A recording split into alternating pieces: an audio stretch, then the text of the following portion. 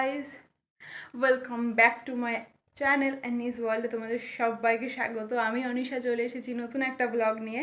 আজকে 1 সেপ্টেম্বর আর আমি রীতিমতো রেডি হয়ে গেছি। সকাল এখন বাজে 5:45। আর আমি কোথায় যাচ্ছি তোমরা নিশ্চয়ই ব্লগের থাম্বনেল আর টাইটেল দেখে বুঝেই যাবে, বাট তাও আমি একটু পরে বলবো। তো চলো আমরা কোথায় যাচ্ছি যেতে যেতে কথা হচ্ছে।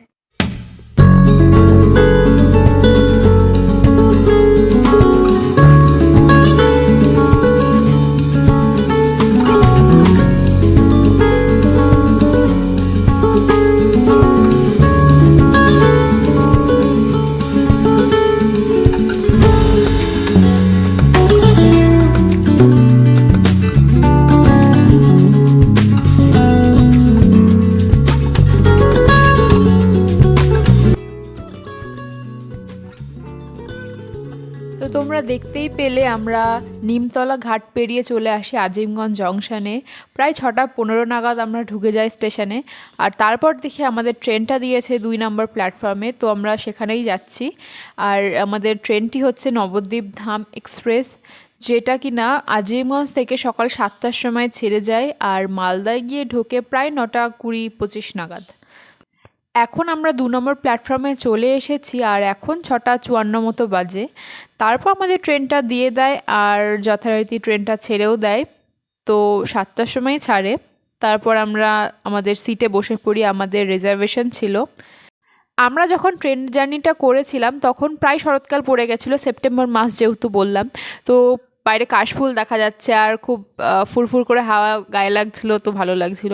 আর এটা হচ্ছে মণিগ্রামের থার্মাল পাওয়ার প্ল্যান্ট, যেটা অনেকটা জায়গা জুড়ে আছে। আমি যখনই যাই এগুলোকেও ক্যাপচার করি কারণ আমার খুব ভালো লাগে। তারপর আয়রন ব্রিজ, 2খানা ব্রিজ, আগে তো একটাই ছিল, এখন 2টো ব্রিজ হয়েছে।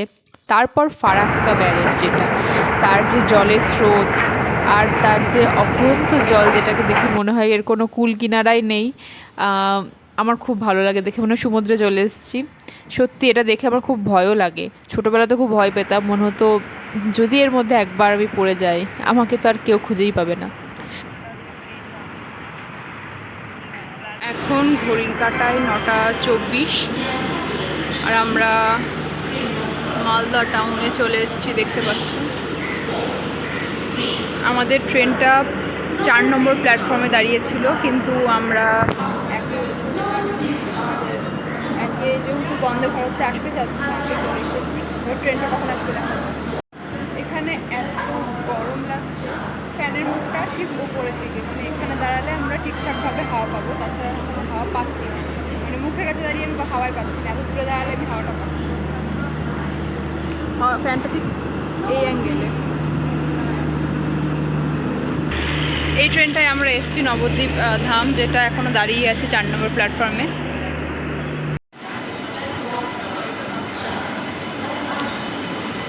ভাবছিলাম এরকম মুখটা ঠিক এরকমই দেখতে, যেটা স্লিপার এখন আর জানি না আমি এসেছি কিনা, তৈরি হয়েছে মানে চালু হয়েছে কিনা, কিন্তু এরকমই দেখতে। আমি সেই জন্য এই বন্দে ভারতের স্লিপার, যেটা বন্দে ভারত।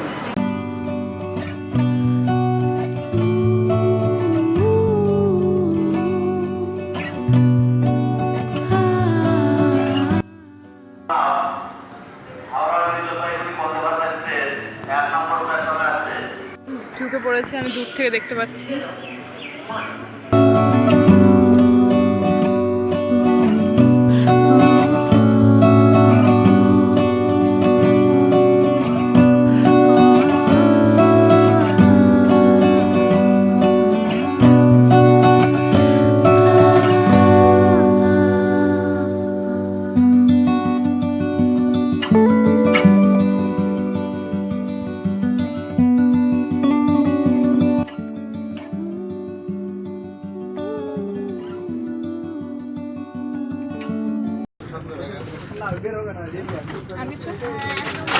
না তুলে দেবো, খাড়া করে তুলতে পারবি না, আমি তুলে দিচ্ছি।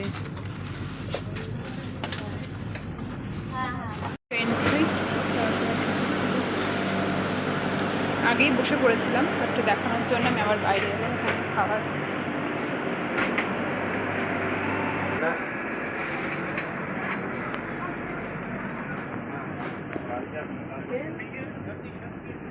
এটা ভাঙা তো না, এরমই ভুলে রেখে চলে যায়। রাগ করে জল দিয়ে এখন আমাদের চলে যাবে, এখন 3 ঘন্টা পদ্ধতি চলে যাবে। আর ট্রেন এখনো ছাড়েনি, এখন বাজে হচ্ছে 33 মতো, ট্রেন ছাড়তে এখনো 2 মিনিট দেরি আছে, তো একদম টাইমে ছাড়ে দেখি। আর এখানে না একটু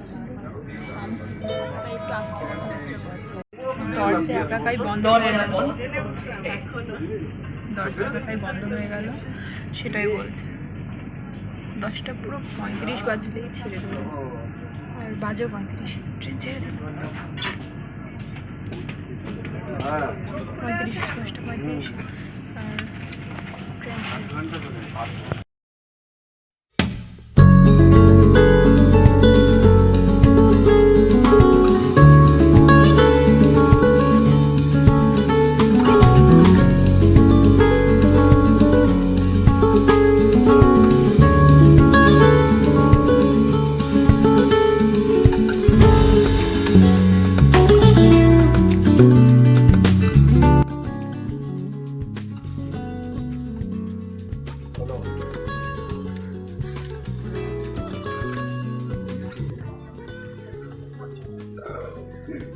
আমাদের একটা ইনস্ট্যান্ট টিয়ের যে পাউচগুলো হয় সেগুলো দিয়ে গেছিলো, আর গরম জলের সাথে সেটা মিশিয়ে দেখো সঙ্গে সঙ্গে চা তৈরি হয়ে গেল। দুটো বিস্কিটও দিয়েছিল। তো ওই খেতে খেতে আমরা বেশ এসি ট্রেনের মধ্যে বসে এনজয় করতে করতে চলে যাচ্ছিলাম। আর প্রথমত আমাদের ঠান্ডা লাগছিলো, কারণ তখনকার ওয়েদারটা এতটাও গরম ছিল না যে এসির দরকার পড়বে, তাও 3 ঘন্টা যেহেতু এসিতে বসেছিলাম যার জন্য ঠান্ডা লাগছিল। তো তারপর খানিকক্ষণ পর আমাদের খাবার দিয়ে যায়, আর খাবারে একটা ভেজ থালি একটা নন ভেজ থালি ছিল, আর এই যে মেনুগুলো এগুলোই ছিল।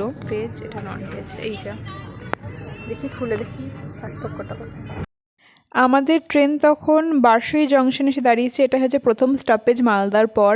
আর ঘড়ির কাঁটা এখন বোধহয় 12:15 মতো বাজে, হ্যাঁ 12:15টাই বাজে। আর আমাদের তো খাবার দাবার দিয়ে দিয়েছে, আর 1 ঘন্টা মতো আমাদের থাকতে হবে, 1 ঘন্টা নয় 1 ঘন্টা 20-25 মিনিট মতো থাকতে হবে, কারণ 1:15 নাগাদ আমাদের ট্রেন নামিয়ে দেবে নিউ জলপাইগুড়ি জাংশনে। তো আমি ফার্স্টে একটু ওয়াশরুমে চলে এসেছিলাম হাত মুখ ধোয়ার জন্য, কারণ খেতে হবে তাই। তো দেখলাম বেশ ভালোই খাবার দাবার ছিল, কিন্তু কোয়ান্টিটিটা অনেকটাই ছিল, যার জন্য আমার খেয়ে মানে আমি ফেলেই রেখে এসেছি অনেকটা, কারণ রুটি দিয়ে আমার চিকেন ছিল আর মার পনির ছিল, মানে ভেজ আর ননভেজের মধ্যে এইটুকুনি পার্থক্য। আর বাদবাকি ভাত, ডাল, আলু ভাজা, আলু গাজর ভাজা, তারপর দই, চাটনি, এগুলোই ছিল। আর রুটি ছিল 4টে। তো এইভাবে এগুলোই ভেজ আর ননভেজের মধ্যে ছিল, তো আমি আর মা মিলেমিশেই খাই। তো তারপরে আমাদের পেট ভরে গেছিলো, তো আমরা পুরোটা খেয়ে উঠতে পারিনি, যার জন্য অনেকটা ফেলে রেখে এসেছিলাম। আর আচার 2টো নিয়ে এসেছিলাম সঙ্গে করে বাড়িতে।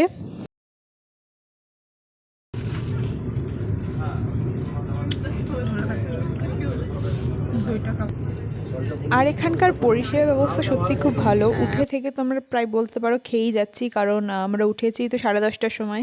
10:30টার সময় খানিকক্ষণের মধ্যে জলের বোতল দিয়ে দেয়, তারপরে চা দিয়ে দেয়, তারপরে খাবার দাবার দিয়ে দেয় 12টার মধ্যে। আর আমাদের খেতে খেতে ধরো 20-25 মিনিট লাগে। তো তারপর ওয়াশরুমে একটু হাত মুখ ধুয়ে এসে বসি, তো তারপরে কিছুক্ষণ বসেই আমাদের স্টেশন চলে এসেছিলো।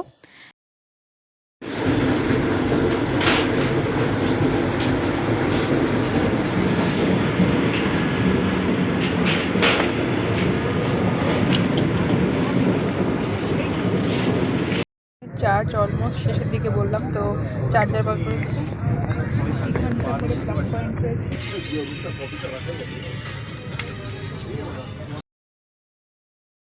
এই দেখো বলতে বলতে একটা আইসক্রিমও দিয়ে চলে গেল। তখন যথারীতি ঠান্ডা লাগছে, কারণ আমরা পুরো এসি কামরায় বসে অনেকটাই জার্নি করে ফেলেছি 3 ঘন্টা মতো। তারপর আইসক্রিম, ঠান্ডা তো লাগছিল তাও খেয়ে নিলাম। আইসক্রিম তো ছাড়া যায় না, আর পরে নিয়ে গেলে সেটা গলে যাবে, তো তখনই খেয়ে নিলাম। আর এখানে রঙ্গপানি আমরা ফেরাচ্ছিলাম, আর সেখানে সেই কিছুদিন আগেকার হওয়া দুর্ঘটনার ট্রেনটা পড়েছিল, সেটা আমি ক্যাপচার করার চেষ্টা করেছি, বাট ওঠেনি। তো আমরা দেখতে দেখতে চা বাগানের মধ্যে দিয়ে পেরিয়ে আমরা চলে এসেছি new Jalpaiguri station. 2, 2, 3, 2. Jalpaiguri Howrah junction. তো বেসিক্যালি আমরা শিলিগুড়ি এসেছিলাম দিদির বাড়ি। তো বন্দে ভারত এক্সপিরিয়েন্সটা আমার বেশ ভালোই লাগলো, কারণ সকালবেলায় আমরা এক জায়গায় ছিলাম, দুপুরবেলার মধ্যে আরেক জায়গায়, আর জার্নিটা প্রচণ্ড স্মুথ ছিল, আমার খুবই ভালো লেগেছে। আর ওখানকার পরিষেবাও খুব ভালো। তো এই ছিল আজকের ব্লগটা। আর আমরা দুপুরবেলা খেয়ে দিয়ে মানে ঘুমিয়ে পড়ি, তো বিকালবেলার দিকে একটু ইউনিভার্সিটির মাঠে হাঁটতে এসেছিলাম, তো একটু ঘুরে টুরে আবার বাড়ি চলে যাই। তো আজকে ব্লগটা এইটুকুনি। ব্লগটা ভালো লাগলে অবশ্যই লাইক শেয়ার সাবস্ক্রাইব আর কমেন্ট করে দেবেন। তো এভাবে আমি ভিডিও বানাতে থাকবো। Bye bye.